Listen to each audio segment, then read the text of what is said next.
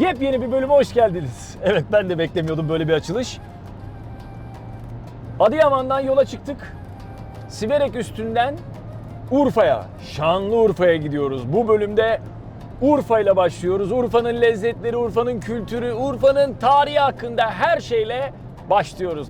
Hemen bir duyuruyla başlayalım çünkü çok soru geliyor. Arkadaşlar, Alp Yollarda, yani şu an izlediğiniz kanal başka bir kanal.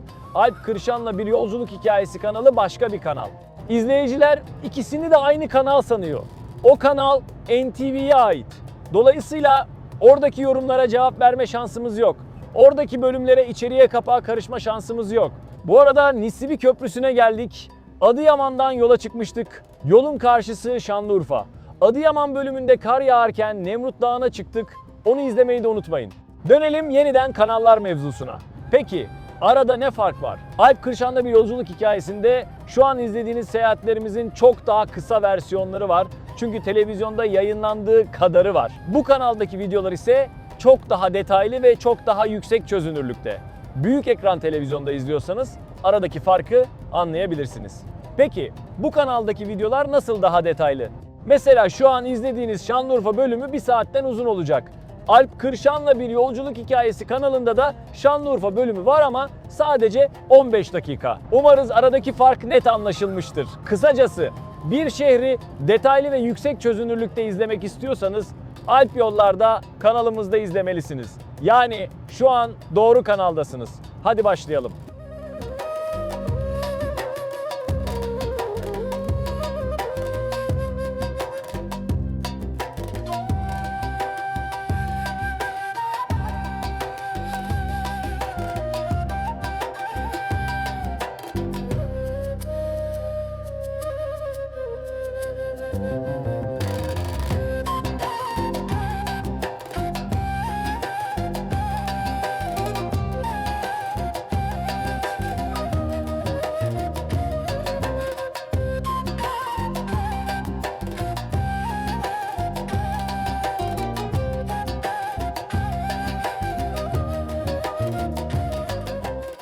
Urfa'ya geldik.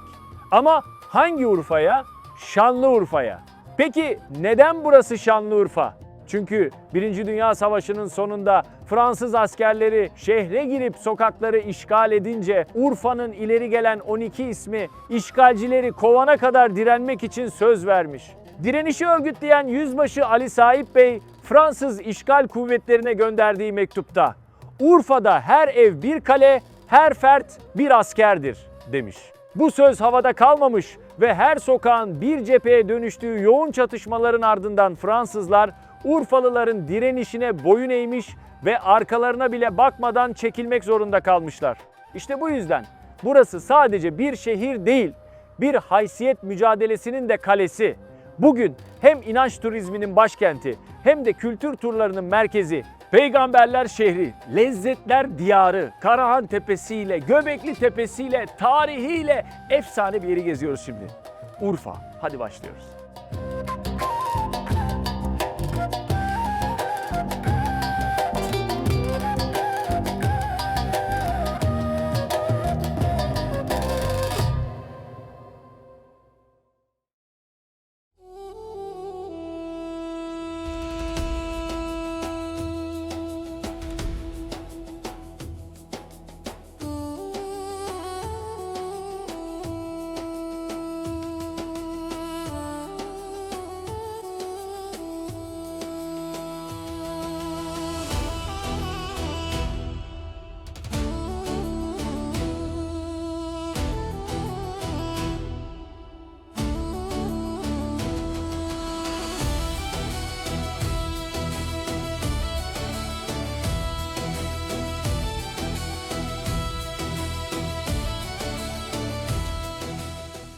Şanlıurfa Kalesi'ndeyiz. Bu kale çok eski bir kale. Şu anda kapalı. Kapalı olmasının nedeni Neolitik çağdan kalma bazı bulguların bulunması. Biz özel izinle girdik buraya. Sizlere gösterip hemen çıkacağız. Şu anda kazılar devam etmekte ve tadilat devam etmekte. Kazılar bittikten sonra Balıklı Göl'ün hemen yanındaki bu kale turizme açıldığında sizleri muhteşem bir görsel bekliyor olacak. Burası Damlacık Dağı üzerine kurulu, Balıklı Göl'e tepeden bakan muazzam bir yapı. Üç tarafı kayalara oyulmuş, derin hendeklerle çevrili. Yaklaşık 800 metrelik bu surların büyük bir kısmını bundan 1200-1300 yıl önce Abbasiler Hristiyan akınlarına karşı yapmışlar. Ama burası sadece askeri bir alan değil. İçeride dükkanlar keşfedilmiş, mağazalar keşfedilmiş. Şimdi kazılarla onları ortaya çıkarıyorlar. Aslında bastığımız bu yerin tarihi Abbasilerden de eskiye, milattan önce 10.000 yıllarına uzanıyor. Hemen yanı başımızda çıkarılan 12.000 yıllık heykel Urfa Adam bu devasa tarihin en büyük kanıtı. Şu anda Şanlıurfa Müzesi'nde. Onu da göstereceğiz. Urfa'nın merkezinde kafanızı kaldırdığınızda bu iki devasa sütunu mutlaka göreceksiniz. 17 metrelik bu sütunlar 1800 yıl önce Edessa kralı tarafından anıt olarak dikilmiş. Edessa bu bölgede 2100 yıl önce kurulmuş ve 400 yıl boyunca varlığını sürdürmüş bir Süryani devlet. İşte o devletin kralı yaptırmış bunları. Hatta Hz. İsa ile aynı dönemde yaşayan Edessa yani Urfa kralı 5. Abgar cüzzama yakalanmış. Derdine çare ararken ta Kudüs'ten bir haber gelmiş. Demişler ki orada biri var, dokunduğu hastayı iyileştiriyor, mucizeler yaratıyor. Bahsettikleri kişi elbette Hazreti İsa. Kral Abgar hemen bir mektup yazıp elçisiyle Kudüs'e göndermiş. Ne olursun buraya gel, beni iyileştir demiş. Hazreti İsa ise Kudüs'ten ayrılamayacağını söylemiş ama elçiyi de eli boş göndermemiş. Yüzünü yıkayıp kuruladığı bir mendili vermiş ve inanışa göre mucizevi bir şekilde o an Hazreti İsa'nın silüeti bu mendilin üzerine işlenmiş. Elçi o kutsal mendili alıp Urfa'ya getirmiş. Kral Abgar o beze dokunduğu an bütün hastalıklarından kurtulup şifa bulmuş. Ondan sonra kral ve şehir Hristiyanlığı kabul etmiş. Böylece Süryaniler Hristiyanlığı topluca kabul eden belki de ilk millet olmuş. Urfa'da bir anda dinler tarihi için devasa bir merkeze dönüşmüş. Peki o mendile ne olmuş? O kutsal mendil zarar görmesin ve düşmanların eline geçmesin diye yüzyıllarca Urfa surlarının içine gizlenmiş, duvarların arasına örülüp saklanmış. Yüzyıllar sonra Doğu Roma İmparatoru sırf bu mendili alabilmek için Urfa'yı büyük bir orduyla kuşatmış ve sonunda istediğini almış. Mendili İstanbul'a götürmüş. Bugün gördüğümüz uzun saçlı sakallı İsa figürü işte bu mendildeki silüetten esinlenerek yapılmış. Haçlı seferleri sırasında da mendil kayıplara karışmış. Yani şu an yürüdüğümüz bu taşlar, bu surlar sadece topraktan ibaret değil, dünya tarihini değiştiren işte böyle inanılmaz efsaneleri de içinde saklıyor. Dönelim yine bu dikili anıtlara.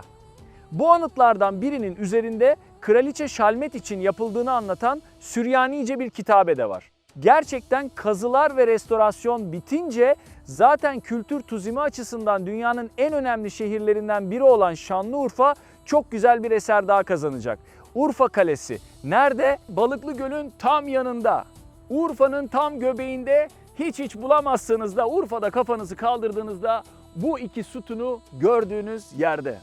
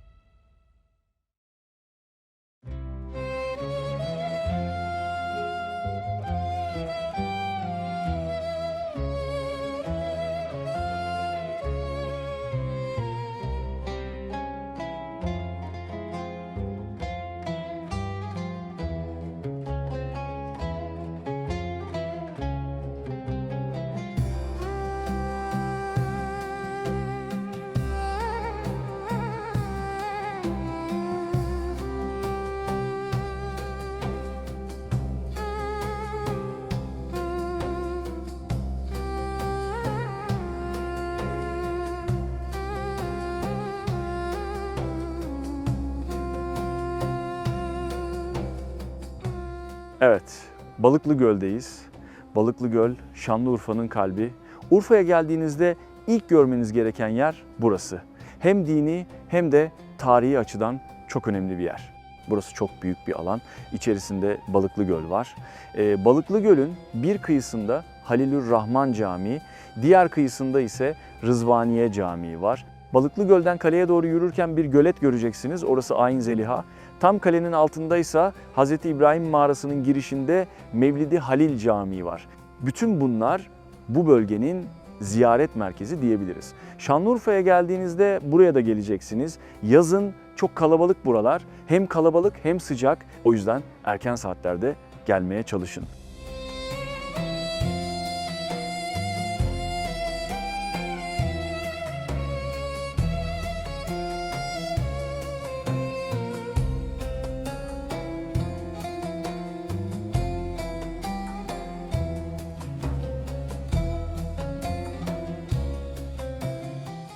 Balıklı Göl'deyiz. Balıklı Göl yaklaşık 150 metre uzunluğunda. Açıkçası çok böyle sakinlik ve dinginlik veren bir yer, huzur veren bir yer. Ama burası aynı zamanda kutsal bir yer. Çünkü insanlar burada çok büyük bir mucize yaşandığına inanıyor.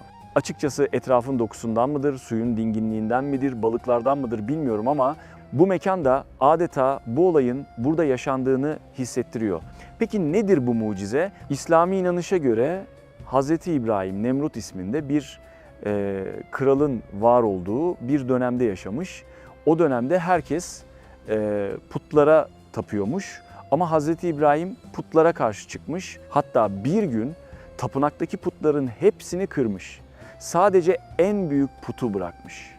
Ve soranlara belki de bunu o yapmıştır diyerek aslında putlara olan inancın sorgulanmasına neden olmuş. Bu durum Kral Nemrut'u öfkelendirmiş. Çünkü bu sadece putları kırma olayı değil, bir anlamda o dönemin bütün düzenine karşı bir meydan okuma. Kral Nemrut ibret olsun diye Hz. İbrahim'i yakarak cezalandırmaya karar vermiş. Bunun için devasa bir ateş hazırlatmış ve Hz. İbrahim'i o ateşe atmışlar. Kur'an-ı Kerim'de anlatıldığına göre Allahu Teala ateşe İbrahim'e karşı serin ol diye emretmiş. Ve Hz. İbrahim yanmaktan kurtulmuş. Ama tabii sözlü tarih bu olayı biraz daha hikayeleştirmiş. Kur'an'da yer ismi geçmiyor ama inanışa göre bu olay tam burada Urfa'da yaşanmış. O devasa ateş şu an Balıklı Göl olarak bildiğimiz bu yerde yakılmış. Hz. İbrahim'i de şu arkamızdaki kaleden mancınıkla ateşe fırlatmışlar ve buradaki ateş bir anda suya dönmüş, odunlar da bu balıklara dönmüş. O yüzdendir ki bu bölgede bu balıkları kutsal sayıyorlar ve asla dokunmuyorlar.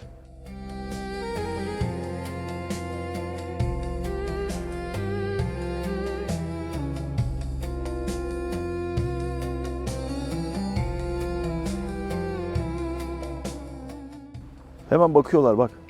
Atmadım panik olma dur atmadım atacağım daha dur. Sen çok büyüksün yalnız bak sen çok yemişsin. Biraz küçüklere de haklarını. Tabii insanlar yem verdiği için sürekli insanları görünce şu hareketi yapınca bak hemen geliyorlar. Ama niyet iyi yani. Bizim de niyetimiz iyi, onların da niyeti iyi. Çok güzel, çok sakin, çok dingin bir yer.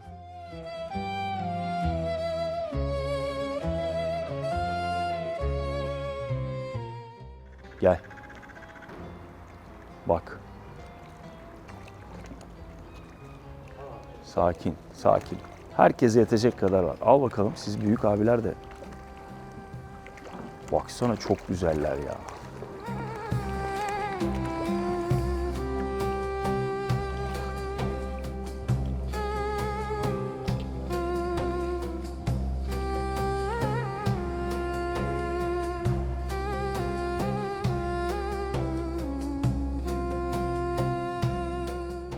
Hazreti İbrahim'in ateşe atıldığında düştüğü makam, Hazreti İbrahim Nemrut ve halkın taptığı putlarla mücadele edip onları yıkmaya çalışıyordu. O sırada rivayete göre Nemrut tarafından mancınıkla atıldığında düştüğü yerdeyiz. Şimdi içeri gireceğiz. İçeride de bir su kaynağı var. Birçok derde deva olduğu söyleniyor. Biz de gidip suyumuzdan içelim.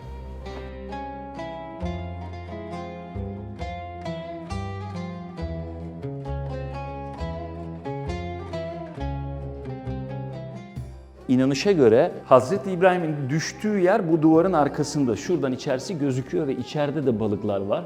İşte ateşin suya, odunların da balığa dönüştüğü nokta buranın içerisi. Şu anda camın üstündeyiz. Burada da altta su ve balıklar var. Dışarıdaki gölle bir bağlantısı var buranın. Şifalı denilen su da burada. Urfa'ya gelip de bu sudan içmemek olmaz.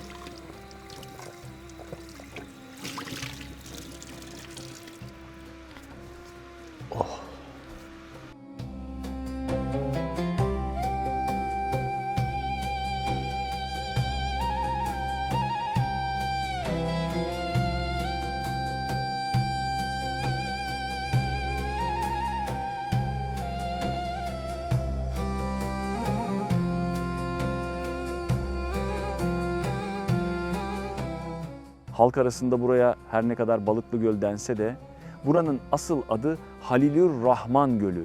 Halil dost demek. Halilür Rahman ise Allah'ın dostu anlamına geliyor. Hazreti İbrahim'in lakabı böyleymiş. O nedenle bu göle de Halilür Rahman adı verilmiş. Kalede de söylediğim gibi burası uzun yıllar Süryaniler tarafından yönetilmiş. Ardından önce Roma ikiye bölündükten sonra da Doğu Roma'nın egemenliği altında kalmış. Hazreti Ömer döneminde ise Urfa savaşmadan İslam devleti topraklarına katılmış. İslam devleti sonrasında yüzyıllar içinde hem demografik yapı hem inanç değişmiş ve zamanla birçok kilise camiye çevrilmiş. Urfa'daki Ulu Cami ve Fırfır Camii gibi tarihi önemi olan camilerin birçoğu önceden kiliseymiş. Balıklı Göl'ün kıyısındaki Halilur Rahman Camii de bu camilerden biri. 504 yılında Meryem Ana Kilisesi olarak yapılmış, ardından da 800'lü yıllarda Abbasiler tarafından camiye çevrilmiş.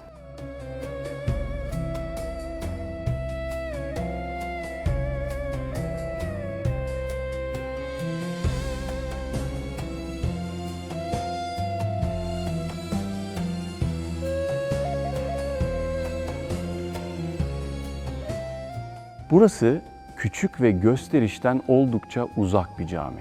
Aslında her ne kadar 1200 yıl önce buradaki bir kilisenin camiye çevrilmesiyle yapılmış olsa da zamanla birçok kez tadilat geçirmiş. Bugünkü dokusu Osmanlı dönemine ait. Burası yalnızca bir ibadet mekanı değil, aynı zamanda çok önemli bir uğrak noktası. Bu mucizenin burada yaşandığına inananlar buraya kadar gelmişken ibadetlerini de burada yapıyorlar. Halilür Rahman Camii Balıklı Göl'ün hemen yanında.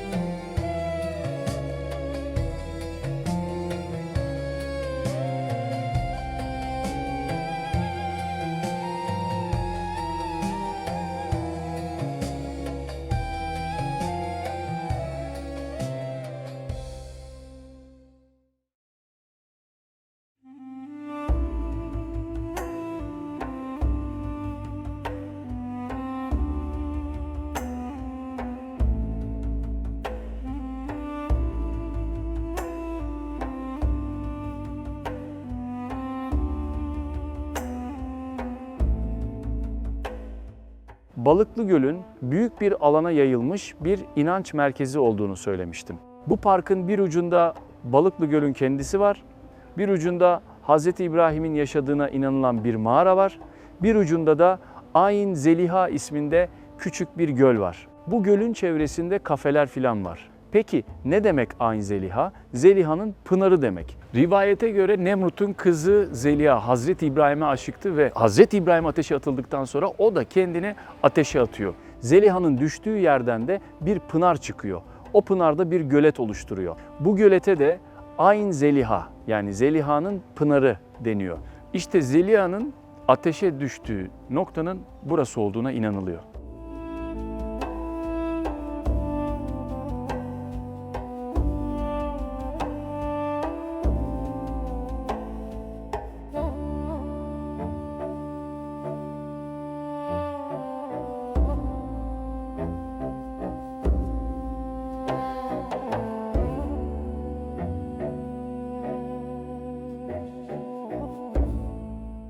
Şimdi Mevlid-i Halil'e, yani Hz. İbrahim'in doğduğuna inanılan mağaraya gidiyoruz. Mevlid doğum demek zaten.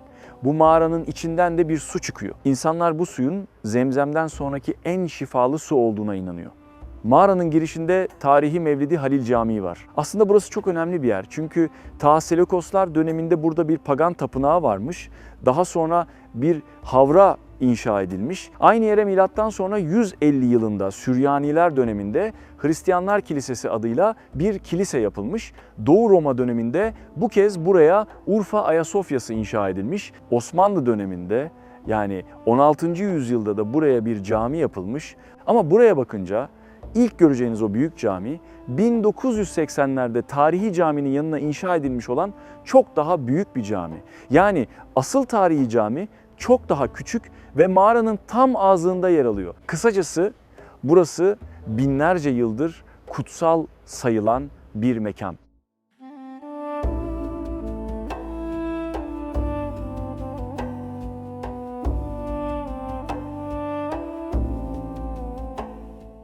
Burası Balıklı Göl'e 100-150 metre yakınlıkta bir mağara. Hazreti İbrahim'in bu mağarada doğduğuna inanılıyor. O yüzden de buraya insanlar geliyor ve dualarını edip şifalı sularından içip çıkıyorlar.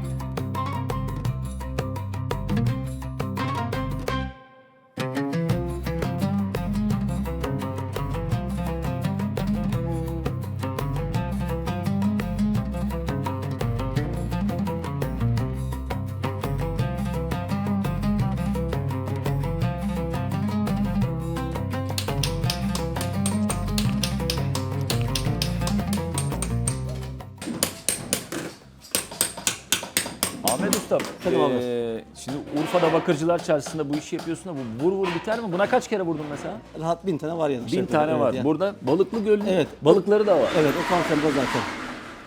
Şey mi peki, bunları elle mi çiziyorsun? Hayır, bunlar çıkmadı. Bak şöyle işlenir. Bunun zaten kalıbı olmaz öyle.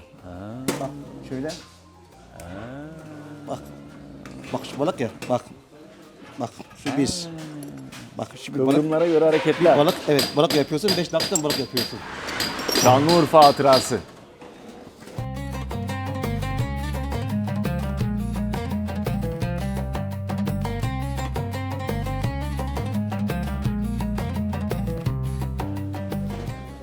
Hayırlı işler.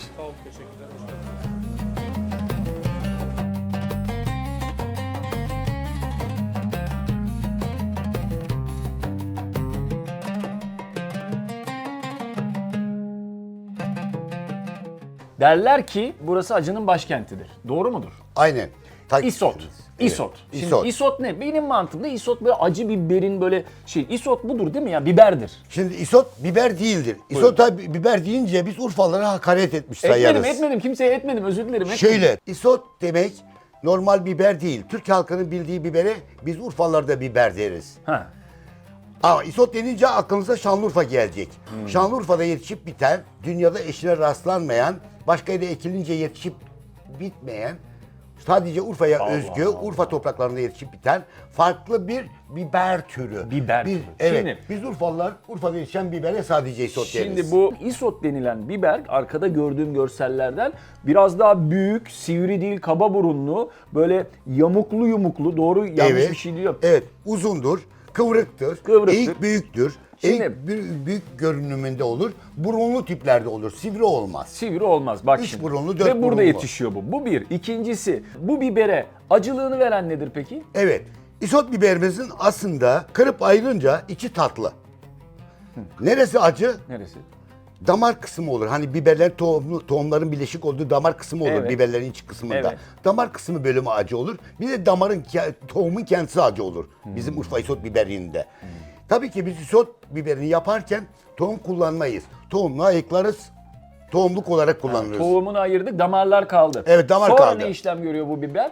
İsot biberleri damlarda güneşte kururken fermente olur. Doğal rengi aslında kırmızıdır. Evet. Reyonlarımızda görmektesiniz. Kırmızı, siyah, mor. Evet abi, böyle renkleri Renkli farklı bunlar. isot Aydınlat biberlerimiz bizi. Niye bunlar bu görüyorsunuz. renk yani? Hepsinin ham maddesi şu. Şunun da ham maddesi şu. Şununki de şu. Şununki de şu. Nasıl oluyor? Bu fermente oldu. Fermente olunca şöyle olur. Karardı. İsot biberimiz doğal rengi kururken, kuruma aşamasındayken 55-60 derece güneş ekseni altında. Bir dakika, o zaman Urfa'nın sıcağının da etkisi var bu Tabii, biberde. tabii. Yakıyor. Yakıyor. Ha, yanmış bunlar, o yüzden de bu renk Poşete oluyor. girince terliyor. Terleyince morarıyor. Daha da koyu renk 3 gün kalınca poşette tabii gündüz güneş ekseni altında, akşamları havalandırmaya açılıyor. Evet. Bu 3 gün bu işlem devam ederse doğal rengi kırmızıyken morarıyor diyelim. Morarıyor. Eğer 7 gün kalınca da siyahlaşmış oluyor. Peki biz hangisini tercih edelim? Şimdi bunlar renklerine göre kullanım alanları farklı. Buyurun. Evet. Şöyle, kırmızı olan yemeklerde. Urfalılar genelde evlerinde kırmızı isot biberini yapmaz. Urfalılar 2 renk isot yapar evlerinde yemek için. Mor ve siyah olanını yapar. Morunu kırmızı pul biber kullanılan alanda kullanırlar. Tamam. Yani yemekler üzerine ekerler. Kebapta yerler. Kısırda, lahmacunda, her alanda yemeklerin üzerine ekerler. Tamam. Biz bunu kullanırız Urfalılar. Ve siyah olanı da çiğ köftelerde kullanırız. Malumunuz biz Urfalılar çiğ köfte, lahmacun düşkün insanlarız. Şimdi bir tane aldım ben bunu. Evet. Bunun ben böyle senin dediğin acı yerli. Ben çünkü acı çok şey yapamıyorum, çok sevmiyorum. Acı dediğin yerleri çıkardım. Şimdi bunu atsam ağzıma bir şey yok. Tatlı değil mi bu? Bak şu damar kısmını aldıysan sorun yok. Aldım, şurada bak. Tamam. Şimdi bu tatlı. Evet. Bunu yiyebilirsin. Kurutulmuş Evet. biber tadı. Tabii şu an belli nemli oluşu iklimden kaynaklanıyor. Havadan dolayı kaynaklanıyor. Yine damar kısmı vardı senin Normal yediğinde. kısmı kalmış galiba. Evet. Ama bak şunu yesen yoktur. Abi zaten yanıyorum, ben onu da yiyeyim. Belki iyi gelir. Yok, tatlı diye. yok. Korkma. Korkma mı? Bizim isotumuz bol miktarda kapsaisin denilen madde içeriyor. Kapsaisin. Bunu yedim mi ben koştura koştura. Bol miktarda Urfa isotunun özelliği şudur. Aflatoksin içermez, küf içermez. O nedenden dolayı Bu tatlı hali. şöyle damar kısmı bölümü bol miktarda tıpta antioksidan denilen, Antioksidan canım, bunlar çok faydalı şeyler. antioksidan denilen Acı seviyorsanız bak kapsaisin, öğrendik. Kapsaisin. Renkler nerede? Salça ne abi? Salçayı bana anlatır mısın? Şimdi isot salçamız da aynen bununla yapılıyor. Ondan maddesi bu. Oho. Bunu da biz makinede çekiyoruz. İsot biberin canlıyken. Evet. Tepsilere koyup güneşte 60 derece güneşte Bu da kurutuyoruz. tatlıdır şimdi değil mi? Tatlı olanı var, acı olanı var. Tatlı olanı damar kısmını alınca tatlı oluyor demiştim yani. Evet. Şöyle. Olmuyormuş ama Şimdi ben inan sana ki söyleyeyim sana ya. bir şey Hiç de söyleyeyim mi? olmuyormuş. Şurası şu anda, şurası yanıyor. benim Doğrudur. Şu anda. Sana bir şey söyleyeyim mi? Buyurun. Senin vücudunda ne kadar Mikrop varsa mikrop varsa Şu anda inan ki temizleniyor. hepsini yaktı. Hepsini pişirdi. Sen Beni de yakıyor, pişiriyor. Ben mikrop muyum? bak size en kısacası hani burun tıkanması oluyor. Ha, buralarda. Alnında biliyorsun sinozit denilen şey var. Hemen seni söker. Burnunu akıtır. Beni söktü. Yani Evet. burnumu söktü. Ben kendim gittim zaten. Yani bir de ayrıca mide kanseri, mide ülseri, mide asidine de ilaçtır hakiki Urfa isotu. Neden? Acının Çünkü- girdiği yerde evet, mikrop barınmaz. barınmaz. Ben yırttım mı yani şimdi? Sen yırttın. Ben itfaiye nerede? Ama bu böyle kalmasın. Kalmasın. Benden Çıksın al. gitsin. Benden iste. Hayır. Devamlı sana göndereceğim. Her Abi. yemekte kullanacaksın. Mümkün değil. Mümkün, öyle bir adam değilim ben abi. Yani ben acıyı sevene saygım sonsuz ama yani Çerkes abi ben yanıyorum. Şimdi Yanıyorum Çerkes abi. sen ben canımsın. Sen ben canımsın. Su vermeyecek misin? vermesin. Su vermeyecek Bir su verin misin? abime. Canı sağ olsun. Abime bir su getirin. İnan ki Hissediyorum mikropları yakıyor ama bak senin gözünden bile yaş geldi. gelir. Nasıl gelmesin? Ağlıyorum mü? çünkü. Bak ben böyle yiyorum. Yapma. Yedi. Abi damarlarını ayıklasaydık bari. Bak. Görüyorsunuz değil mi? Evet görüyoruz abi. Çok güzel abi. Abi ben bu tatlı Bak. çok güzel abi. Damarı görüyorsun. Aman onu yeme abi. Onu yeme. Çok acıtıyor onlar. Ağzımın içi alev alev ya. Bir tane çıkar. Biz Urfalılar isot olmayınca Ver ne varsa ver. ne yeriz ne içeriz. Ver, Biz ver. acımızdan gebeririz. Estağfurullah abi estağfurullah. Sen ver şunu. Evet. Biz Urfalılar Allah. acı yemezsek ölürüz acımızdan. Tamam. Mide kilitleniyor. Allah dur. Ben Deniz İsot profesörü. Çerkes Korkmaz. Dalımda rakibim yok. Korsanım çok diyorum. Bravo! Bravo! Bravo!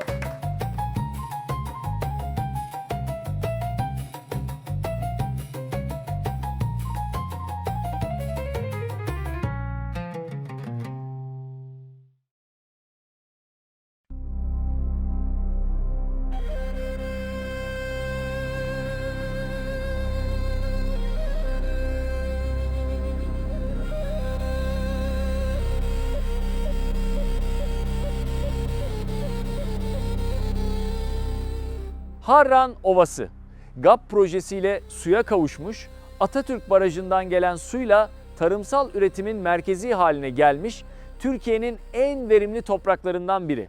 Ama bu ovanın ortasında öyle bir şehir var ki bir zamanlar sadece tarımın değil hem Emevilerin hem de bilimin başkentiymiş. Burası tarihi Harran kenti.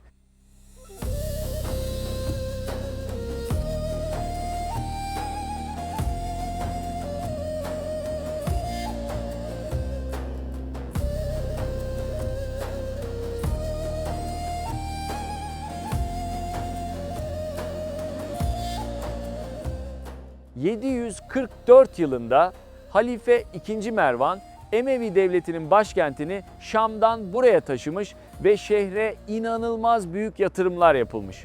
Bugün kalıntılarını gördüğümüz o devasa Ulu Cami dönemine göre çok büyük bir yapı olarak inşa edilmiş. Harran Kalesi hem güçlendirilmiş hem de bir saraya çevrilmiş. Onu da birazdan size tüm heybetiyle göstereceğiz. Ve tabii bir de döneme damga vuran çok önemli bir eğitim merkezi kurulmuş. Ama ne yazık ki sadece birkaç yıl sonra Emeviler yıkılmış. Abbasiler döneminde şehir başkent olma özelliğini kaybetmiş ama buradaki eğitim güçlenerek devam etmiş. Geçmişte İskenderiye okulun, bilimin merkeziyken oradaki okul dağıtılınca Harran'a ve Antakya'ya gelmiş oradaki hocalar. İşte ondan sonra buradaki eğitim ününe ün katmış. Burada Yunan ekolüne ait sayısız eser Arapçaya çevrilmiş, matematik, astronomi, tıp derken Harran tam bir ilim merkezine dönüşmüş. Bu yüzden birçok tarihçiye göre burası dünyanın ilk İslam üniversitelerinden biri kabul ediliyor. Hatta biliyorsunuz İbrahim Tatlıses'in meşhur bir sözü var. Urfa'da Oxford vardı da biz mi okumadık demişti.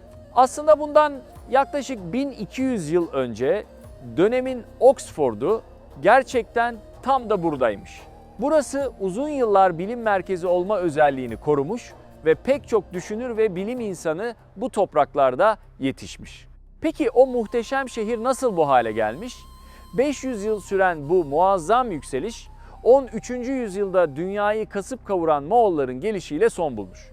Cengiz Han'ın torunu, İlhanlılar Devleti'nin kurucusu Hülagü Han, ordusuyla bölgeye yönelince halk şehri terk ederek daha güvenli buldukları Urfa ve Mardin'e göç etmiş. Moğollar da koca şehri yakıp yıkmış. Tabiri caizse taş üstünde taş bırakmamış. Her yeri kullanılamaz hale getirmiş. Gidenler bir daha geri dönmeyince Harran zamanla ıssızlaşmış ve yavaş yavaş bugünkü o sessiz haline bürünmüş. İşte Harran bir zamanlar sadece İslam dünyasının değil, tüm dünyanın bilim merkezi olmuş o efsane şehir.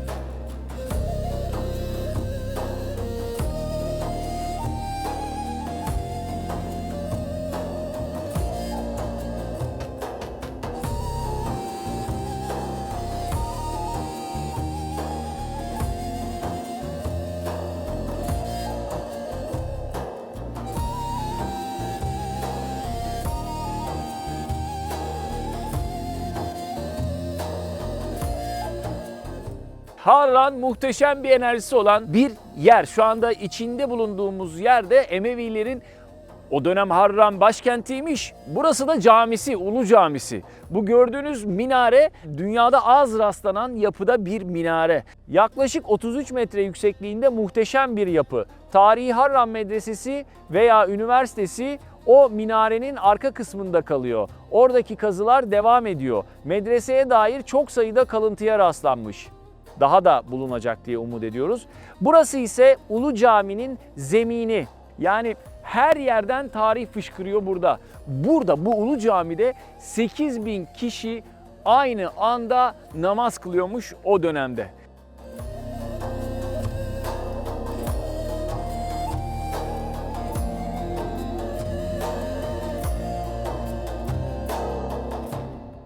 Arkamda gördüğünüz yerde bu caminin kapısı. Yakın tarihte tadilat görmüş kapının yanlarındaki sütunlar ama sütunları, kapıyı hayal edince gerçekten de burada 8.000 kişinin aynı anda namaz kılacağını hayal edebiliyorsunuz.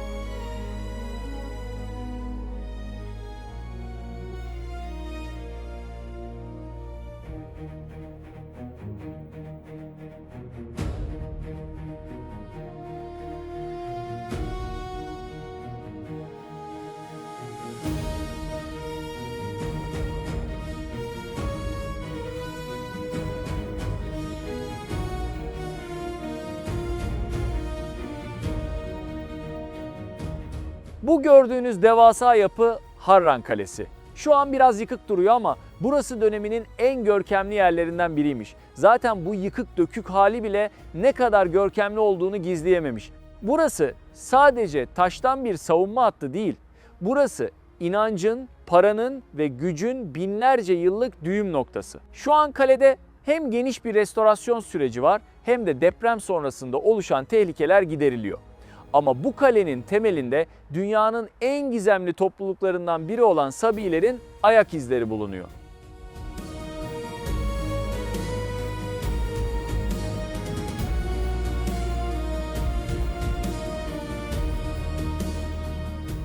Gökyüzünü, ayı ve yıldızları kutsal sayan o kadim insanların inşa ettiği Sin Tapınağı yani Ay Mabedi tam da bu kalenin altındaymış. Zaman geçmiş, medeniyetler değişmiş ama bu kalenin stratejik değeri hiç azalmamış. Emevi halifesi 2. Mervan burayı adeta yeniden inşa ettirmiş. Rivayete göre bu saray için yaklaşık 30 ton altın harcanmış. Tam 1200 yıl önce. 3 katlı yapısı, 150'den fazla odası, hamamları ve o eşine az rastlanır 12 gen burçlarıyla bu görkemli kale yıllarca Harran Ovası'na hakim olmuş. Haçlı seferlerinden Moğol istilasına kadar bu ovanın gördüğü her savaşın, her acının ve her zaferin en yakın şahidi bu kale olmuş. Evliya Çelebi buraya geldiğinde ustasının elinden yeni çıkmış gibi taze diye tarif etmiş. Bugün tabii o kadar taze görünmüyor ama belli ki çok ihtişamlı bir yapıydı. Umarız eski günlerine dönebilir. Gelelim Şanlıurfa'nın özellikle fotoğraf tutkunları tarafından en fazla ziyaret edilen yerlerinden biri olan Harran evlerine.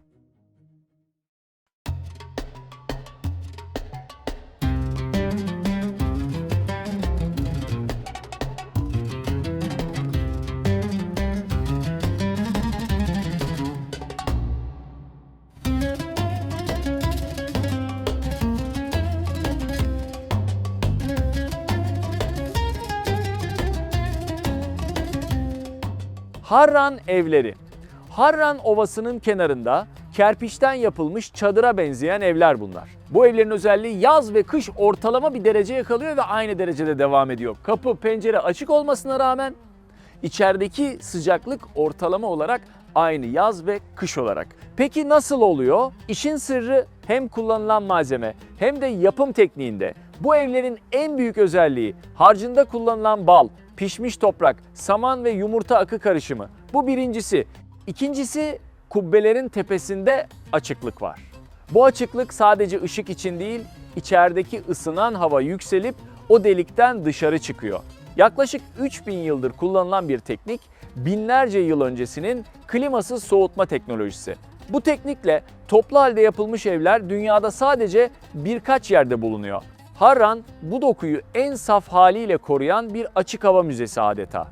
Bölgede ağaç kıt olduğu için evler böyle sadece toprak ve tuğla kullanılarak hiçbir destekleyici kiriş veya sütun gerekmeden inşa edilmiş. Tam 200 sene önce Irak'tan gelenler burada bu evleri yapmışlar. 35 çocuklu bir aile yaşıyormuş zamanında içeride. İsterseniz içeri geçelim, bir de içeriği göstereyim size.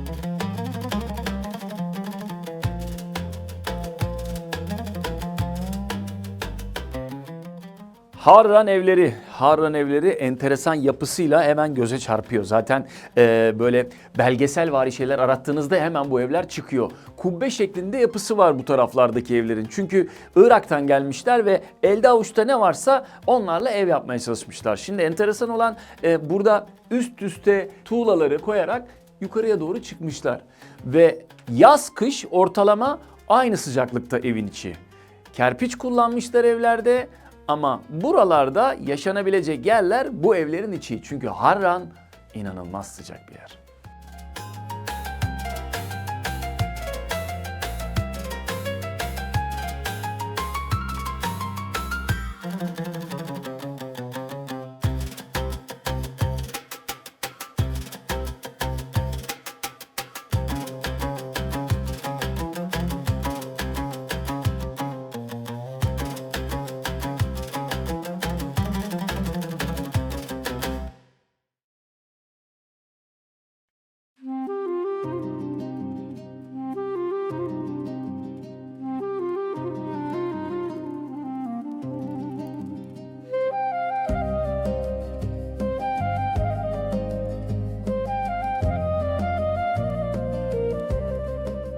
Harran'a geldiğinizde Bazda mağaralarını duyacaksınız. Bazda mağaraları. Aslında burası bir taş ocağı. Arapça kitabelere göre yaklaşık 800 yıldan fazladır buradan taş çıkartılıyor. Halen de çıkartılıyor. Harran ve Ovası'ndaki evlerin yapımında halen buradan çıkan taşlar kullanılıyor. Bu taşları buradan aldıktan sonra aralarda sütunlar oluşmuş. Yaklaşık 20, 25, 30 metrelik devasa sütunlar var. Görsel bir şölen adeta. Hazırsanız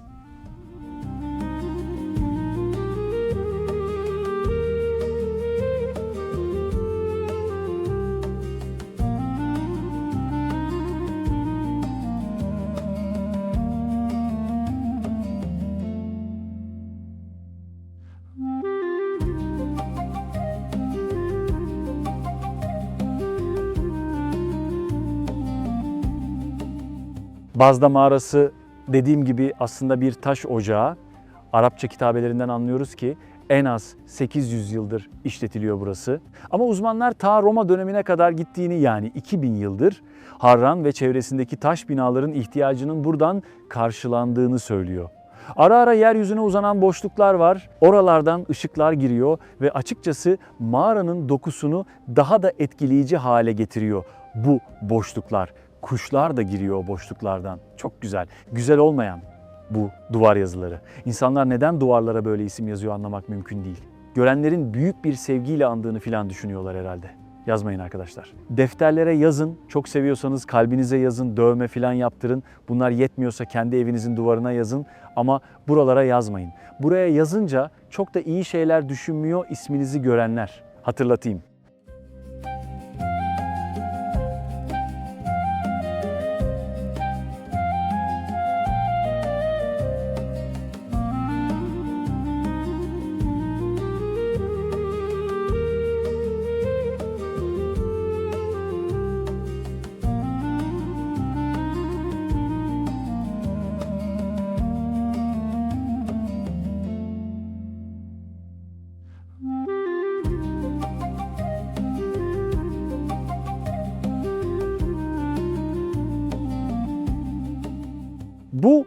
mağaradan çıkarılan taş kireç taşı ve bu taş ocaktan ilk çıktığında bugünkü halinden çok daha yumuşak. Yani ustalar taşı burada rahat rahat kesiyor, şekillendiriyor. Hatta üstünde ince işçilik bile yapabiliyor. Sonra bu taş havayla temas ettikçe suyunu kaybediyor, sertleşiyor, dayanımı artıyor ve rengi de açılıyor. Yani bir bakıma taş ocaktan çıktıktan sonra olgunlaşıyor. Zaten Urfa taşının veya bütün kireç taşlarının yüzyıllardır bu kadar yaygın kullanılmasının nedeni de bu. Hem kolay işlenmesi hem de sonradan çok dayanıklı hale gelmesi. Düşünsenize, burada kesilen bir taş birkaç gün sonra Harran'da bir evin kubbesine, bir medresenin duvarına, belki de Harran Kalesi'nin 12 gen burçlarına dönüşmüş. Yani aslında burası sadece bir taş ocağı değil, kadim şehir Harran'ın oluşmaya başladığı yer, Bazda Mağarası. Harran'a geldiyseniz buraya da uğramayı unutmayın.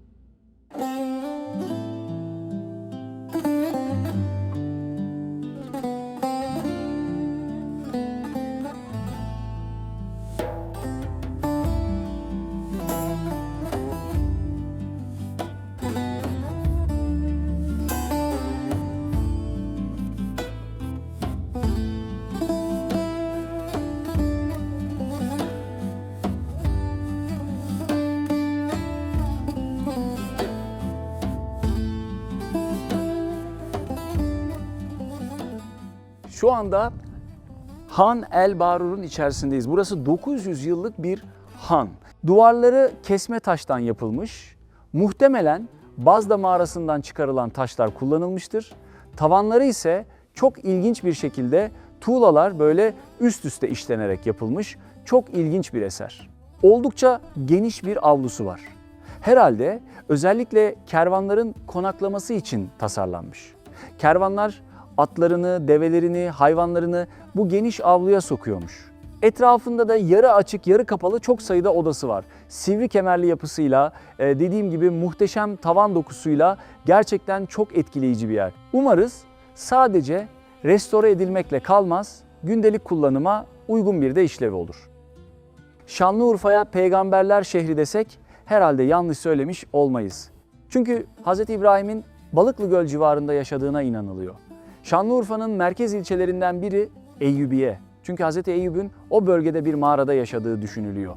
Bir de bu kervansaraya yakın bir noktada Şuayb antik kenti var. Orasının da adını Şuayb peygamberden aldığına inanılıyor.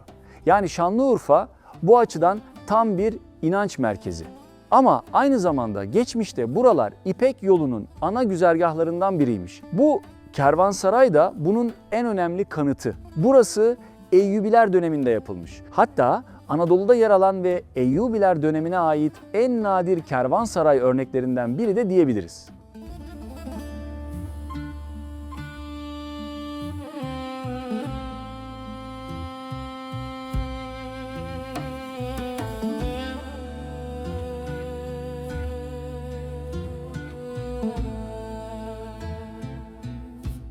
Bu kervansarayın isminin bir de hikayesi var. Barur, Arapçada keçi pisliği demekmiş. Peki bu hana neden keçi pisliği demişler? Rivayete göre burayı yaptıran kişi zamanında bir sürü kuru üzümü burada depolamış ve kervanlar buradan gelip geçerken ikram etmek için. Ama insanların zamanla bozulmaya başladığını, ticarette dürüstlüğün azaldığını görünce eğer böyle devam ederse gün gelecek bugün yediğiniz kuş üzümlerinin yerini barur yani keçi pisliği alacak demiş. Gün gelmiş ve bu kervansaray Harran'ı yakıp yıkan Moğol istilasından nasibini almış. Moğollar bu kervansarayı da neredeyse tamamen yıkmış. Böylece han asıl işlevini tamamen kaybetmiş. Harabeye dönen han bölgedeki yöre halkı tarafından uzun yıllar ahır olarak kullanılmış. Yani kervansarayın sahibinin söylediği, o dönemde söylediği söz yıllar sonra gerçek olmuş. O yüzden de bu hanın adını Han el Barur yani keçi pisliğe hanı koymuşlar. Hikaye ne kadar gerçek, ne kadar değil bilinmez. Ama ticari ahlakta yaşanan bozulmanın günün birinde büyük zenginlikleri bile yok edebileceği mesajı sanırım oldukça gerçek. Han el Barur, Harran'a 25 kilometre uzaklıkta.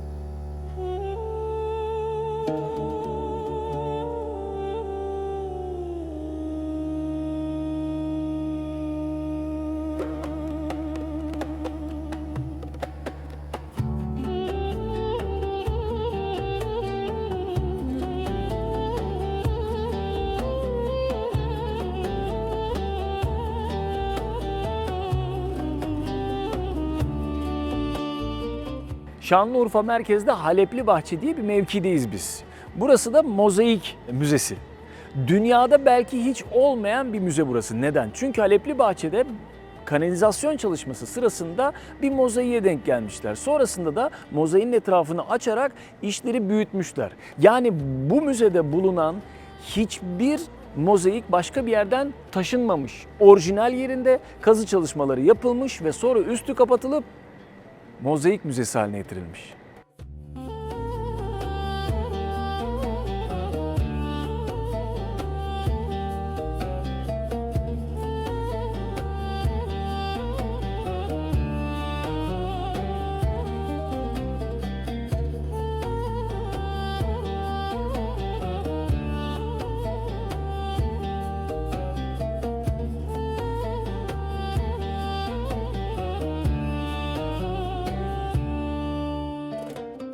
Burası çok enteresan bir yer. Çünkü çok odalı bir yer ve her odanın zemininde farklı bir mozaik var. Şu anda burası Amazon villaları denilen yer. Yerdeki mozaikte Truva Savaşı'ndan hatırlayacağımız Aşil, elinde kalkan olan. Eksik parçaları var ama bu mozaik Aşil'in hayatını anlatıyormuş. Kafası insan, vücudu at olan savaşçı ise Keiron.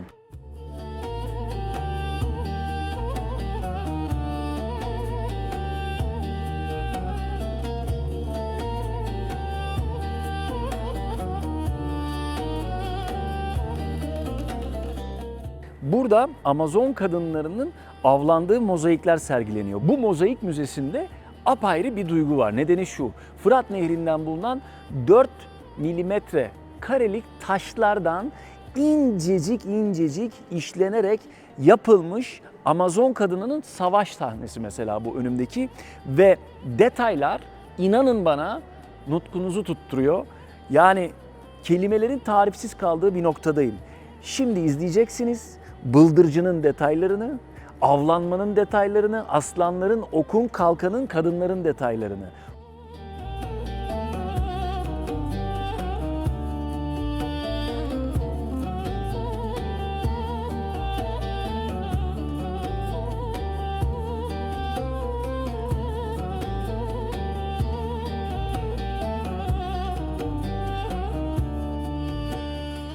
Bıldırcın, bir başka bıldırcın. Burada ceylan, burada kurt ona saldırıyor. Bebek durumu izliyor. Gene bir bıldırcın, bir bıldırcın daha. Burada bir kaplan var, bebek var, kurt var. İnanılmaz bir şey ya, inanılmaz bir şey. Bu mozaikler 1600 yıl öncesine ait. Evet, belki teknolojik olarak tıpta filan çok çok ilerideyiz. Ama bu mozaiklere bakınca estetik olarak da bir o kadar gerideymişiz gibi geliyor.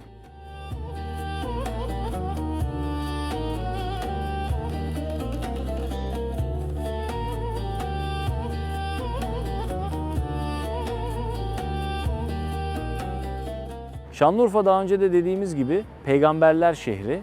Karahantepe'ye, Göbeklitepe'ye gideceğiz. O bakımdan zaten tarihi değiştiren bir şehir. Ama bu müze Şanlıurfa'nın sadece peygamberler şehri veya Göbeklitepe'den ibaret olmadığını, aynı zamanda Roma'nın en estetik şehirlerinden de biri olduğunu gösteriyor. Şanlıurfa Halepli Bahçe Mozaik Müzesi. Gerçekten çok güzel.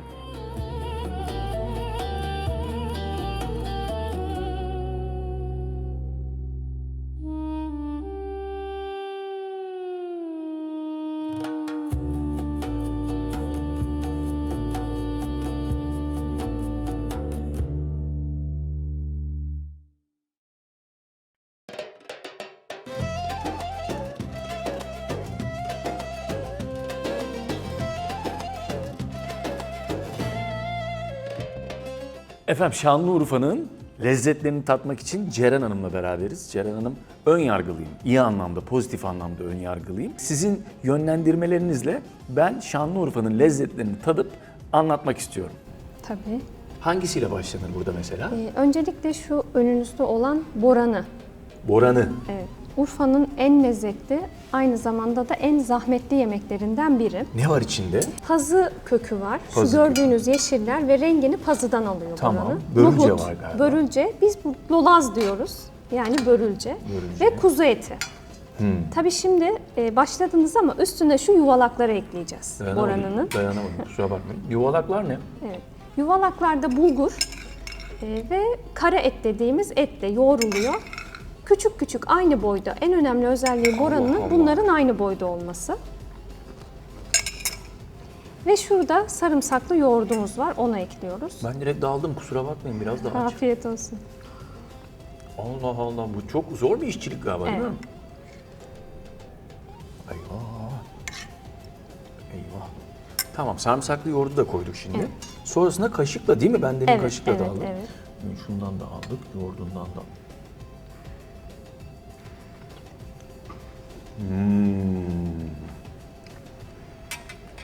Şöyle açıkçası bu böyle şey gibi, nasıl diyeyim yani, böyle sebze bir anda karşıma cennetten çıkmış gibi geldi açıkçası. Ben bu tabağı bitiririm bu programda rahat rahat. Afiyet olsun. Boranı. Boranı. Buram buram sağlık kokuyor.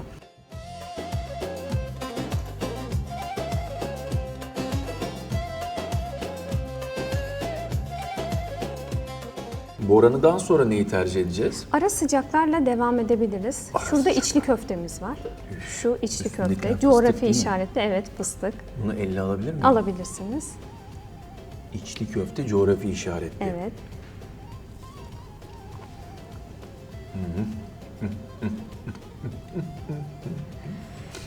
Beklediğim kadar varmış. Afiyet olsun. Ben bunu yiyeyim. Siz devam. Sonra ne yapalım? Ağzı yumuk. O da aynı zamanda coğrafi işaretli bir ürünümüz. Ağzı yumuk mu? Evet, ağzı yumuk. İçinde ne var? İçinde kıyma et, soğan, karabiber var. Bu ağzı açık. Bu ağzı yumuk, bu ağzı açık. Bunların hepsi bizim ara sıcaklarımız. Ekşili dolma. Ağzı yumuğu yemek istiyorum ben. Ağzı yumuk senin. Şimdi bunun içinde kıyma mı var? Evet, kıyma var. Neden böyle ağzı yumuk ve ağzı açık? Şeklinden dolayı. Bu yumuk daha bir bohça şeklinde. Bu açık. Mini lahmacun diyebilir miyiz buna? Yok değil. Hayır, sakın, yok sakın değil. öyle bir hata İçleri aynı değil.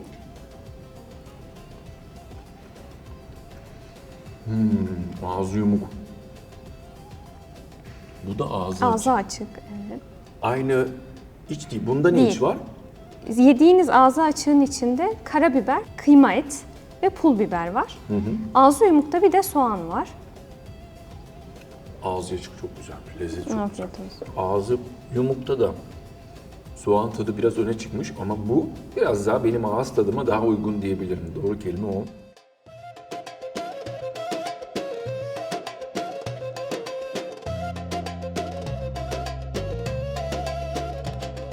Tamam, bunları yiyeceğiz. Peki şu nedir ara sıra Koruk için? şerbeti. Koruk şerbeti. Yani üzümün olmamış Olmamış. şerbet hali. Evet. Yöreye özgü bir şerbet bu. Kuru şerbeti. Mayhoş bir tadı var. Nefis, nefis. Yani vitaminli ve mayhoş, ağzı temizleyen bir yapısı var. Patlıcanlı, Ekşili dolma. ekşili dolma. Evet. Neyi doldurdun? Patlıcan. Patlıcanı Dışındaki doldurduk. patlıcan. Ben Şurada yemem. kuru patlıcanlar var. Bunlar haşlanıyor ve içleri iç harcıyla doluyor. Şöyle ben biraz daha zor işlere kalkışayım. Çok becerikliyim bu konularda. Kesmek usulünü. Çok güzelmiş. Patlıcan. Patlıcan evet. Nereden geliyor patlıcan? Patlıcanlar burada kurutuluyor. Geldiği yerde burası mı? Burası.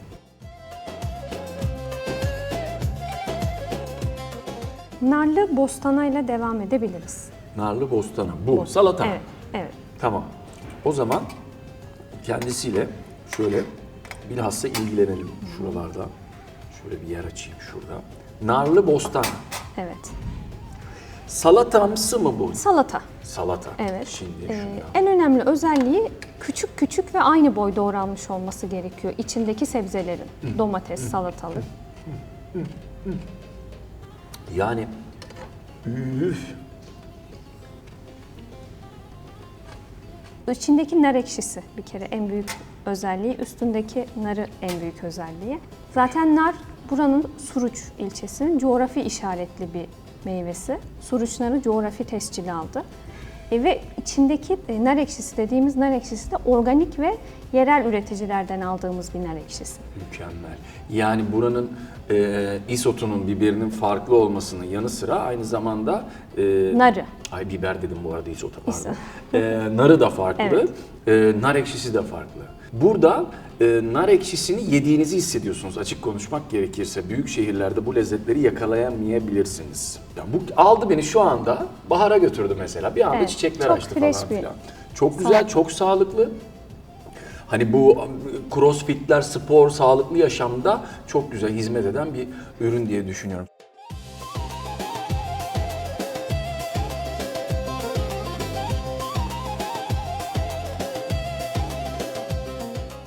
Lahmacunla devam edebiliriz. Biraz Bak, daha lahmacun, hafif bir şeylerle. koyu renk. Neden?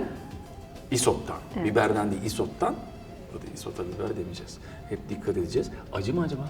Çok değil. Ama sizin çok değiller bana hep çok oluyor ya. Bir deneyeyim. Ufaktan bir tadına bakın Ufaktan derim. bir tadına bakalım çıtır çıtır. Acı mı? Şu anda değil. Ama çarşıda bir isot denedim. Hiç hoş şeyler olmadı. Çok güzelmiş bir de çıtır çıtır. İtalyan pizzalarının böyle ince Hamuru olması ince. makbul. Bunda Evet. da öyle yani. Müthiş lahmacun.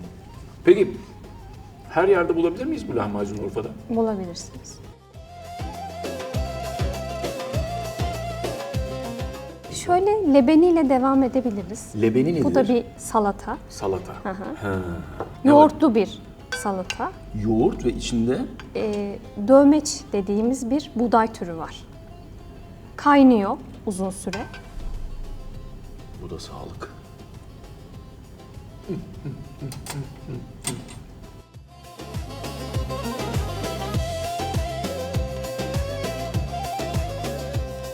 Masluka ile devam edebiliriz. Masluka. Masluka. Evet. Masluka üçgen Yöresel üçgen. bir yemeğimiz bu da.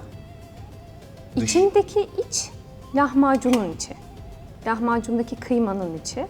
Dışında salçalı bir sosumuz var. Hafif bir yemek. Ağır gibi gözükse de hafif bir yemek. Dışı yanılmıyorsam İçli köftenin hamurundan ayrı. Onun dışında bulgur var. Bunun dışında yarma dediğimiz bir buğday türü var. O kızarıyor, bu haşlanıyor. çok güzelmiş bu da. Bunu da çok beğendim. Yani böyle sanki böyle şey yani hani kıracakmışım gibi geliyor. Böyle çok kibar, çok nazik, böyle çok uğraşılmış besinler gibi geliyor. Kendinizi de alamıyorsunuz. Yani bir şey tadayım da size anlatayım derken bak elimde ikinci parçası var mesela. O da gidiyor kusura bakmayın.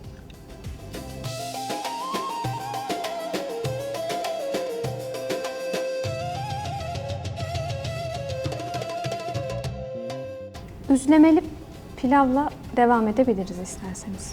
Neli pilav? Üzlemeli pilav. Üzlemeli. Evet. Altındaki pirinç Karacadağ pirinci. Sade yağ ile yaptığımız Karacadağ pirinci. Karacadağ en sağlıklı pirinçlerden bir tanesi. Glisemik indeksi çok düşük. Siverek'in Karacadağ ilçesindeki dağın eteklerindeki suyla besleniyor bu pirinç. Buyurun. Buyurun şöyle kenarından kendisini alayım. Bu üstündekiler nedir? Üstünde kuru üzüm ve kırık nohut var. Aynı zamanda etimiz var.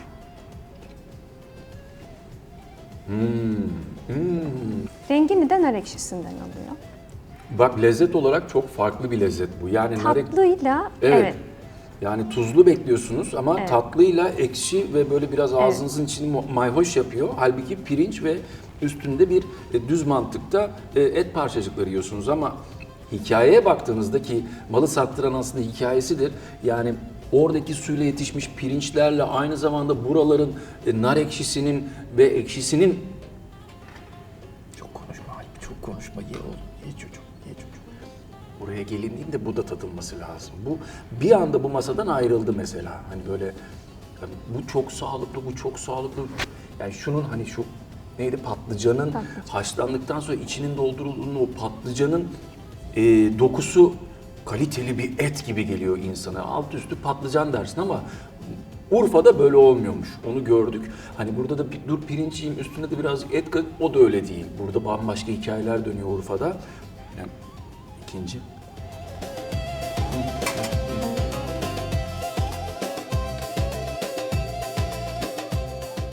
Aklım bunda kaldı açık konuşayım. Bunun önüne ne geçer bilmiyorum. Bu da soğan kebabı. Eyvah. Arpacık soğanlarla yapılan bir kebap. Bunlar isot mu? Isot, evet. Şimdi bundan bir soğan alacağım, bir et mi alacağım? Evet, yani? evet. Peki. Öyle Bir de yapalım. tabii burada bir nar ekşisi var. Aldıktan sonra üstüne soğanın kabuğunu soyduktan sonra üstüne nar ekşisini ilave edin. Şimdi bu soğanını aldık. Evet. Etimizi alalım. Etimizi de alalım. Şimdi bunu aldık, eti. Değil mi? Eti ben banmak istiyorum. Olur, mu? olur.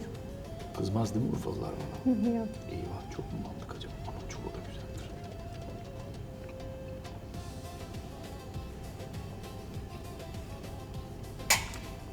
Mükemmel bir lezzetle buluştuk. Bu etin lezzeti hem buraların hayvan olmasından Tabii. hem de soğanla yan yana aslında patlıcan kebabı vardır. Patlıcan Evet, et, patlıcan evet, et. evet, evet. Burada soğanla buluştuğunda soğanın da lezzeti Mutlaka. ete geçmiş. Evet. İkisi kanka olmuşlar, kardeş olmuşlar ve nar ekşisi de bunların arasını çok güzel bağlamış. Şöyle nar ekşisinden ben kaba olmazsa dökebilir miyim üstüne birazcık şöyle? Ama ben kızdırmayayım değil mi Urfalıları? Yani izliyorlarsa. Hiç sorun yok. Siz Urfa'da neler yiyormuşsunuz ya böyle? Allah! Allah! Şimdi önce şunu kaşıkla bak, kaşıkla.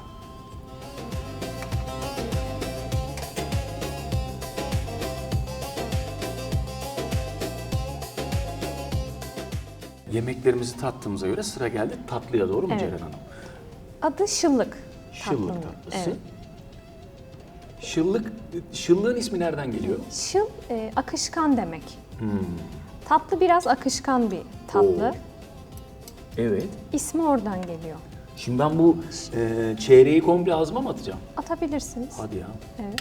Hafif bir tatlı. O yüzden rahatlıkla yiyebilirsiniz. Üstünde fıstık var. İçinde ceviz. İçinde ceviz, üstünde fıstık. Evet. Of, of, of, of. Şimdi bunun hepsini ağzıma atacağım. Gidiyor.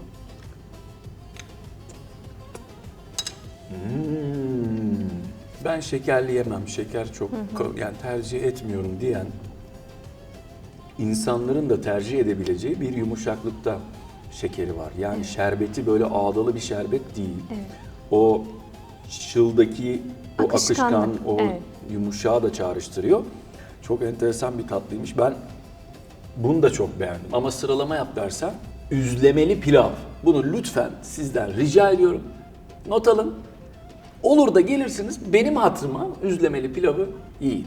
Hani çok güzel bir Luna Park'a gidersiniz ya. Böyle orada başka bir heyecan vardır, burada başka bir heyecan vardır. Rengarenktir, herkes çok mutludur, herkes çok neşelidir. Ve evlerine herkes mutlu dönecektir ya. Tarifim bu. Bende uyandırdığı lezzet tarifi bu. Burası bir Luna Park gibi ve bundan başka lezzet, bundan başka kültür, ondan başka bir hikaye, bundan başka bir sağlık, bundan zaten her ikisinden bahsetmeyelim. Beklentilerimizin çok üstünde bir Şanlıurfa mutfağıyla karşılaştık. Her bir hareketimiz bir lezzetle buluştu. Çatalımız her bir tabakta başka güzel şeylerle buluştu. Ellerinize sağlık. Ayaklarınıza sağlık. Her zaman bekleriz.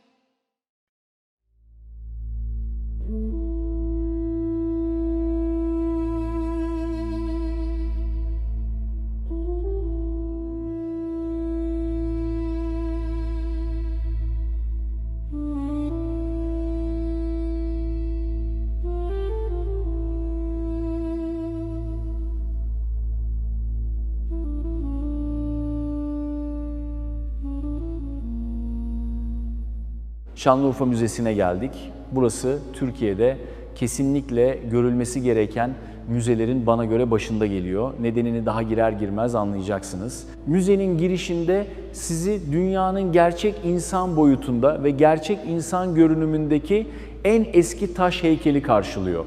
Bu karşınızdaki insan figürü 11.000 yıl yaşında. 1990'larda Balıklı Göl'de tesadüfen bulunmuş Urfa adam. Gerçekten çok etkileyici.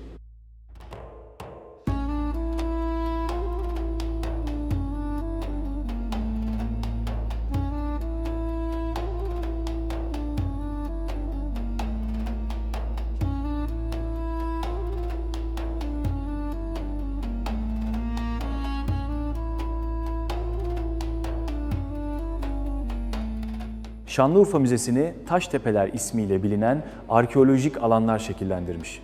Peki ne demek Taştepeler? 1990'larda Göbekli Tepe'nin bulunmasıyla tüm dünyanın, özellikle insanın gelişimine dair anlayışı değişmişti. Ancak son yıllarda yapılan araştırmalar Göbekli Tepe ile aynı dönemde yaşamış, benzer gelişmişlikte 12 farklı alan olduğunu ortaya çıkardı. Bu alanların tamamına Taştepeler deniyor. Şanlıurfa'da bulunan 12 bölge, Karahantepe ve Göbektepe bunlardan biri. Bilinen tarihi çok daha eskisine götürüyor.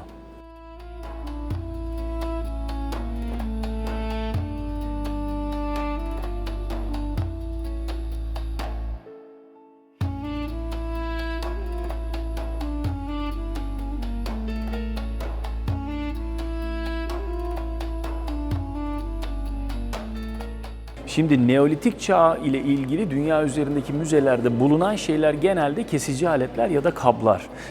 Göbekli Tepe ve Karahantepe'de bulunan şeyler dünyayı şaşırtan heykeller. Yani bu gördükleriniz kesicilerden ve kaplardan çok daha ötesi.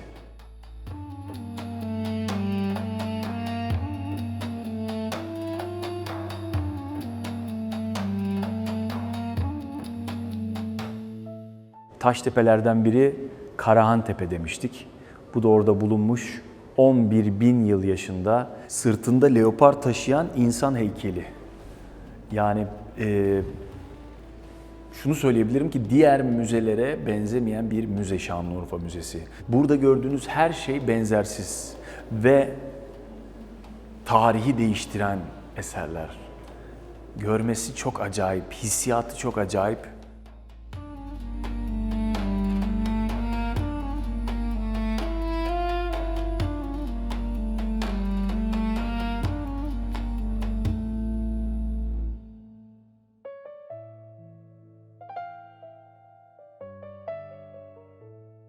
Çift başlı insan heykeli. Şimdi Göbekli Tepe ve Göbekli Tepe'den sonra Karahantepe.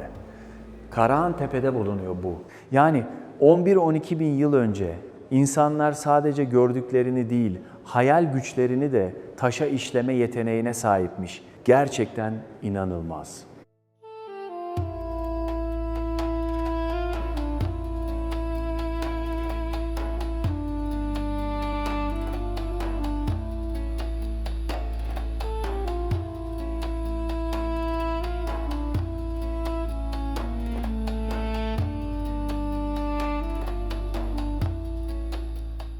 Boyalı yaban domuzu heykeli Göbeklitepe'de bulunmuş. Tam 11.000 yıl önce boyanmış bir yaban domuzu heykeli.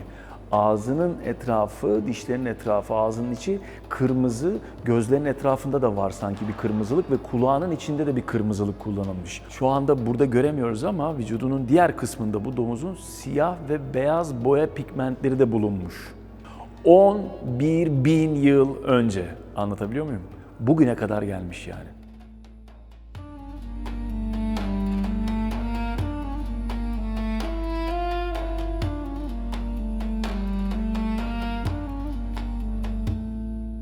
Göbeklitepe'deki o devasa sütunlar nasıl taşınmış diye sorarsanız işte cevabı tonlarca ağırlıktaki sütunların altına yuvarlak ağaç parçaları koyup halatlarla çekmişler.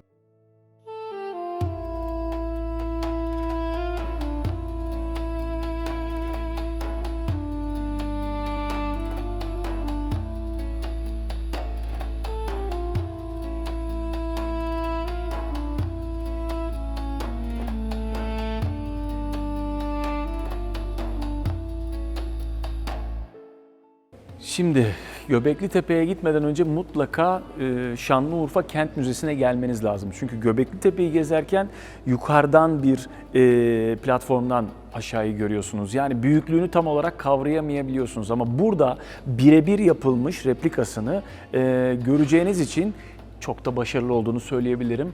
Aslında orada göreceğiniz T sütunlarının ne kadar yüksek olduğunu daha iyi hissedebilirsiniz. Bu sütunların yükseklikleri 6 metreyi, ağırlıkları ise 20 tonu bulabiliyor. Daha anlatacak çok şey var ama işin o kısmını Göbeklitepe'ye bırakalım. Buradan Karahantepe'ye geçip finali de Göbeklitepe'de yapalım.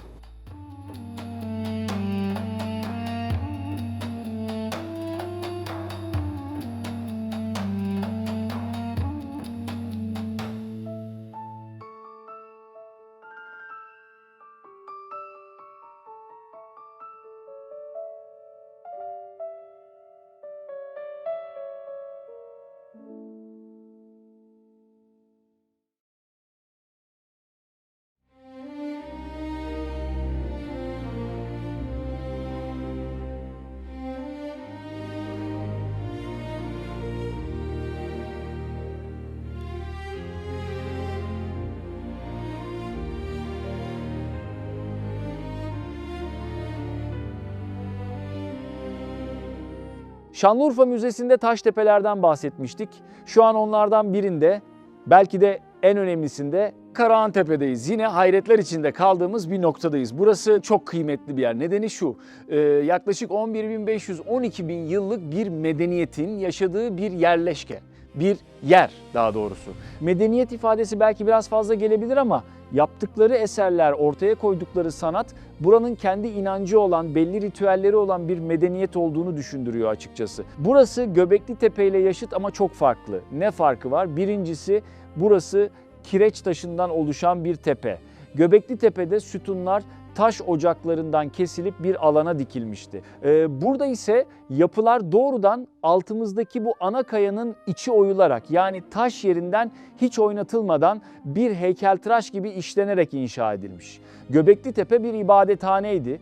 Burası ise içinde ibadethaneler olan bir yerleşke. Göbeklitepe'de daha çok hayvan figürleri öne çıkıyor. Buradaysa insan. Göbeklitepe'de taşın üzerine çizilmiş resimler daha ağırlıktaydı. Burada ise 3 boyutlu heykeller. Burası Göbeklitepe ile aşağı yukarı yaşıt. Ancak bence Karahantepe sanat olarak, ortaya konulan eserler olarak Göbeklitepe'den daha ileride bir yer.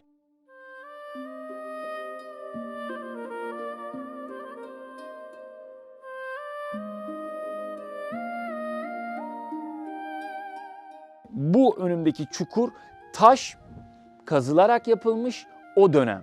Kesin değil ama herhalde bir ritüel odası. Muhtemelen o dönem erkekliğe geçişte kullanılıyordu. Çünkü ana kaya oyularak falluslar yapılmış ve sanki yılan bir gövdeye sahip sinirli bir erkek yüzü de o alana bakıyor gibi, çok etkileyici. Bir o kadar da ürkütücü.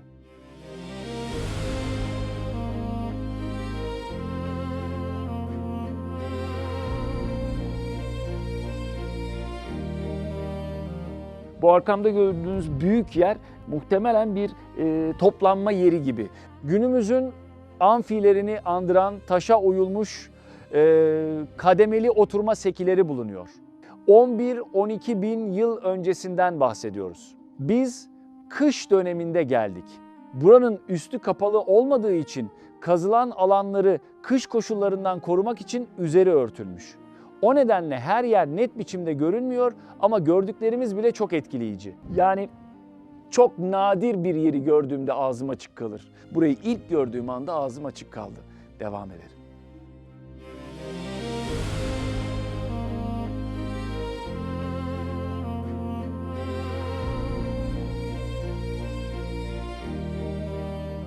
Karahantepe'de insan figürü ön plana çıkıyor demiştim. Burada bulunan birçok eser Şanlıurfa Müzesi'nde sergileniyor. Mesela çift başlı insan heykeli, leopar taşıyan insan heykeli gibi. Karahantepe'de bir de insan yüzlü T sütunu bulunmuş, çok kıymetli. Bu gördüğünüz ise Karahantepe'de bulunmuş en kıymetli insan heykellerinden bir tanesi. Tam 2,5 metre uzunluğunda boyu var. Bir sekiği üzerinde oturuyor. Kaburgaları filan belli oluyor. Gerçekten çok etkileyici bir yer Karahantepe. Üstelik henüz çok küçük bir kısmı açılmış. Tamamı ortaya çıkınca en az Göbekli Tepe kadar, hatta belki daha da etkileyici bir yer ortaya çıkacak diye düşünüyorum.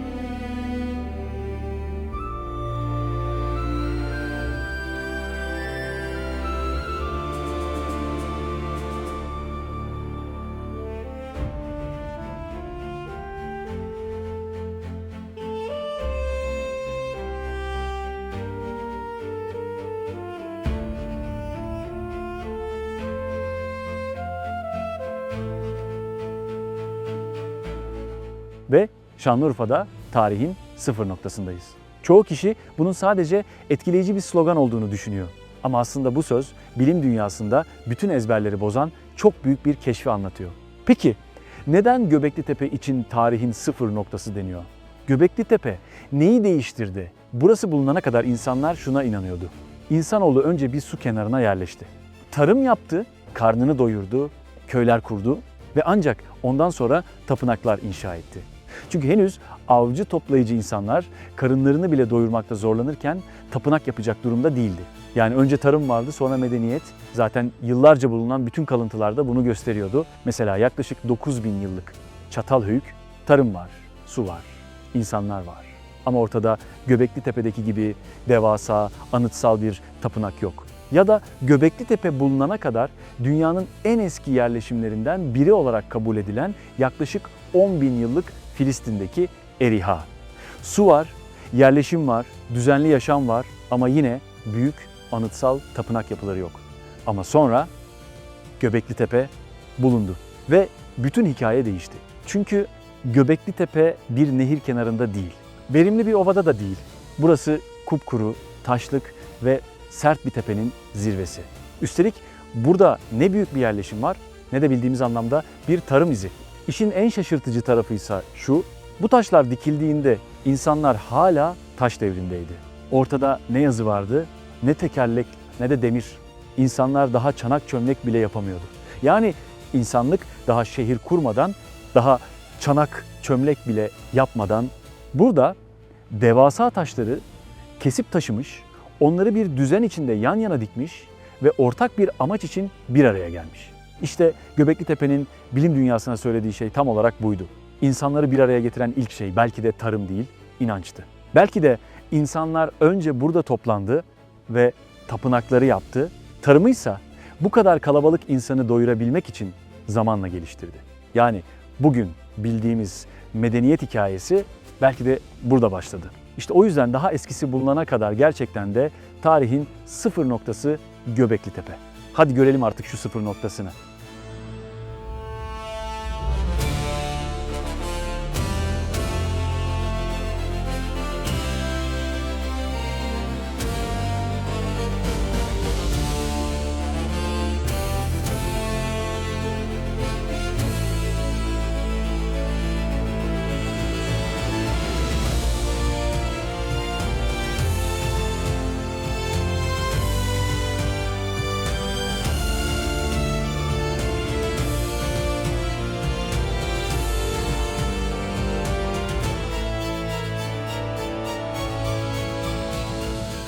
Tüylerimiz gerçekten diken diken. Sanki büyülü bir yer, mistik bir yer. Düşünün Mısır'daki piramitlerden İngiltere'de Stone Age var. Ondan 7000 yıl önce yapılmış. Aklınız alıyor mu? Tarihin sıfır noktasındayız. Göbekli Tepe'deyiz. Hayret verici bir yerdeyiz çünkü 11.500 yıl öncesine dayanan bir dini merkezdeyiz. Yani o zamanlar daha çanak çömlek yapıldığını düşünülürken burası bir dini merkez. Buna göre de megalitler var, devasa taştan duvarlar var. İnanılmaz bir yerdeyiz. Daha henüz buradaki kazılar bitmemiş, devam ediyor ve neler çıkacağını kimse kestiremiyor açıkçası. Muhteşem bir görsel şölen Göbekli Tepe'de.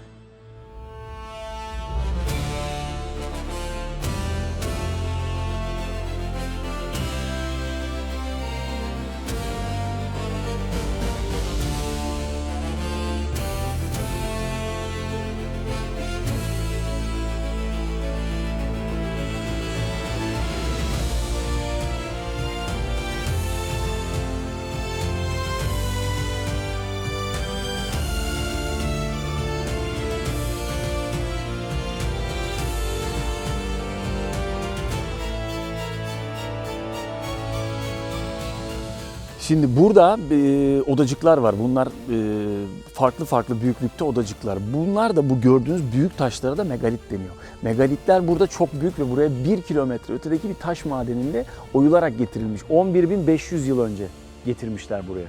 Böyle dikmişler. Bu çatının altında 4 tane ritüel odası, 4 tane ayrı tapınak var. Herhalde hepsinin farklı işlevleri varmış. Ama çatının dışında da açılmış alanlar var. Oralarda da başka tapınaklar var. Bu tapınakların ortasında 2 tane T sütunu oluyor. Çevresinde de daha alçak sütunlar oluyor. Bazı T sütunları kırılmış, bazıları sağlam, bazılarını ise arkeologlar yıkılmasın diye ahşapla desteklemiş. Bu megalitleri yapanlar biraz da insana benzetmek istemişler. Arkeologlar neden böyle düşünmüş? Çünkü yan taraflarına kollar çizilmiş. Göbek hizasında kavuşmuş eller ve parmaklar çizilmiş. Kamera ne kadar gösterebiliyor bilmiyorum ama yüzleri yok ama duruşları insan gibi. Burada hayvan desenleri taşların üstüne kazınmış, insan desenleri var. Bazı megalitlerin üzerinde heykel gibi 3 boyutlu hayvanlar var. Yani sütunu getirip diktik dememişler. Üzerini belli figürlerle süslemişler. Genelde hep vahşi hayvanlar, tehlikeli hayvanlar var. Belki de bizim bilmediğimiz bir mitolojinin kahramanı bu figürler. Bu gördüğünüz megalitler hatırlarsanız müzede yanında durduğu megalitler. İşte orijinalleri burada, replikaları neredeydi? Şanlıurfa Müzesi'nde. Peki birkaç bin yıl önce inşa edilen çok sayıda tarihi yapı günümüze ulaşmayı başaramamışken bunlar nasıl ulaşmış? Aslında bunun çok ilginç bir sebebi var. Burayı inşa eden topluluk burayı binlerce yıl kullandıktan sonra üzerini tonlarca toprak ve kireç taşıyla tamamen kasıtlı olarak örtmüşler. Yani burası bir felaketle yıkılmamış. Bilerek, isteyerek üzeri örtülmüş. Peki neden yapmışlar? Açıkçası bunun cevabı yok. Belki başka bir şeyden korktular veya başka bir inanç hakim oldu veya buraları terk ettiler ve zarar görmesinler diye kapattılar. Cevabını bilmiyoruz ama bilerek yapmışlar. Hatta mevcut yapı zarar görmesin diye kapatırken de özenmişler. Bu sayede 11.500 yıl önce inşa edilen bu tapınaklar günümüze kadar ulaşmayı başarmış. Belki bir gün insanlığın burayı bulacağını düşünmüşler, kim bilir. Gerçekten çok etkileyici ve sadece burasıyla sınırlı değil, gittikçe daha da büyüyecek Göbekli Tepe.